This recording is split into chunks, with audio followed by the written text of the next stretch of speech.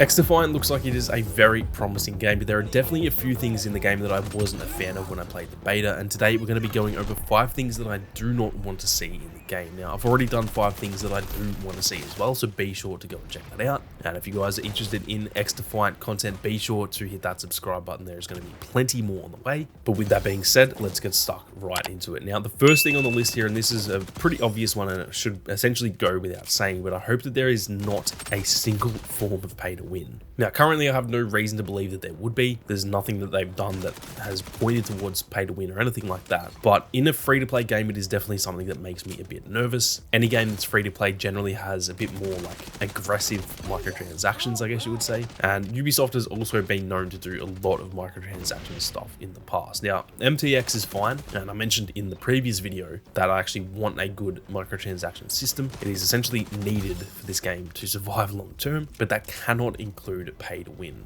Like I said, this one should go without saying. I think we are surely past the whole pay to win thing in gaming.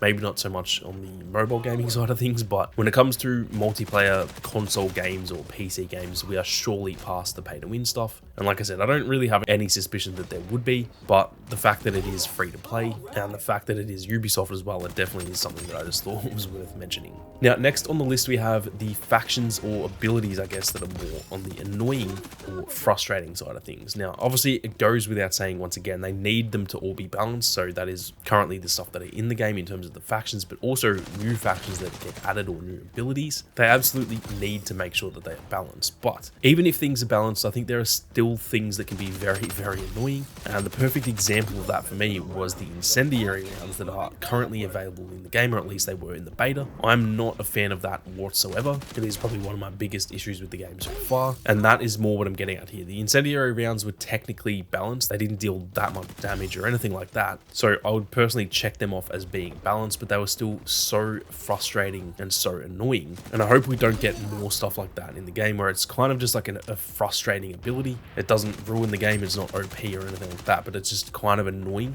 If everyone starts using incendiary rounds, for example, that is going to be so frustrating, and it will get to the point where the game essentially becomes no longer enjoyable if stuff like that becomes the meta. Now, if you have stuff like that in the game and it is just weak as hell, then that's probably the best way to counter it by pretty much making sure that that doesn't become the meta. So, for example, if they made the incendiary rounds so weak that you only ever see it, like one player in every 10 games uses it, that is the best way to counter that. But then in saying that, literally what is the point of having incendiary rounds if literally no one uses it? So although that's the best way to counter it, I think it is best to just not have that stuff in the game. I think it's a very thin line between what is a cool ability and what is a game ruining ability. I do get that they've got to be different and they've got to make each faction or character feel very different from the next one. So I know that they're probably going to try to push the boundaries with that a little bit more as we get more factions and stuff like that. But as long as they're not frustrating, then I'm fine with it. It's mostly just when it comes to stuff like incendiary rounds or anyone that's like real spammy, so an explosive spamming type of faction, for example. Stuff like that is just frustrating, and I don't think anyone wants that in the game whatsoever. Now, next on the list, and this is kind of another one that goes without saying, but I really hope that we do not see hackers in this game. Now, at the end of the day, that kind of isn't necessarily Ubisoft's choice. They can do whatever they want to stop hackers, but obviously it just comes down to whether people want to hack in the game or not. People will always find a way. But when I'm talking about this, I'm more talking about them putting as many safeguards as they can in place to stop this from happening. A free-to-play game is definitely a lot more at risk than a game that costs $100, for example, because if you pay $100 for XDefiant and then you hack and your account gets banned, then you've got to pay another $100 to play it again. People are pretty much turned off by that because it's obviously just, what's the point in wasting $100 every time your account gets banned? But if it's free, there is really no reason to just not go back into the game on a new account and start hacking again. They definitely need to find as many ways as they can to safeguard this. There are definitely a lot of ways that have been done in other games, for example, two-factor authentication, making it so that to log into your account, you have to have like a mobile number attached or some sort of verification so that if your account gets banned and you try and make a new account, well, that number's already in use, and therefore they know that you're just trying to log in on a different account, and then you can no longer make a new account with that same mobile number. Even then, we've seen in Call of Duty, a lot of people were just getting like $10 SIM cards and just doing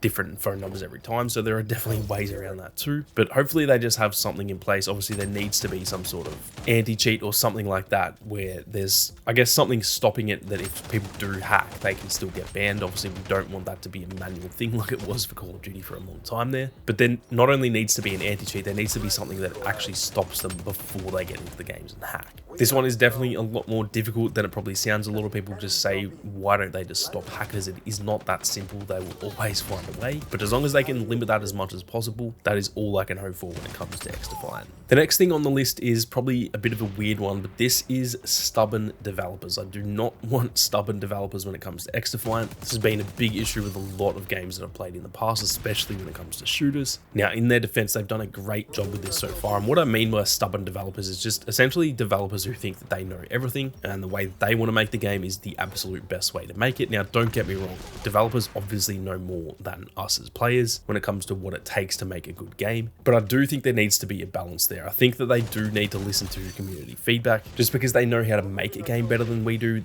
they don't necessarily know what is a fun game better than players do. That is something that players will always pretty much know more than the developers. And there needs to be a balance there between what they know is going to work for the game and what we as players want when it comes to stuff like balancing, new content, all that kind of stuff. However, like I said, they've done a great job with this so far, so this isn't something that I'm really expecting to be an issue. There's more to something that I don't want them to change over time. We've seen it with Call of Duty where they pretty much do not listen to community feedback. If they do, it generally takes 2 to 3 months, if not more, to actually implement the changes that a lot of us want. Whereas what we've seen with XDefiant so far, especially when it comes to Mark Rubin on Twitter, he has literally just been asking players what they want, doing stuff like community polls, and then pretty much implementing that in game. And I hope that that continues moving forward, because that is definitely the best way to do it. Kind of gathering a bunch of options that they know are viable and good for the game, and then giving us the choice between those different options. I think finding the middle ground and kind of keeping both the players and the developers happy is the best way to do it. Now, last on the list, and this one might sound kind of mental because I actually love them, this is a battle royale. I do not want to see a battle royale coming to XDefiant. It kind of sounds mental for me to say that because, like I said, I love battle royales, but I do think the BR era is pretty much over for the most part. I think the current BRs that are already out are fine. Fortnite's doing really well,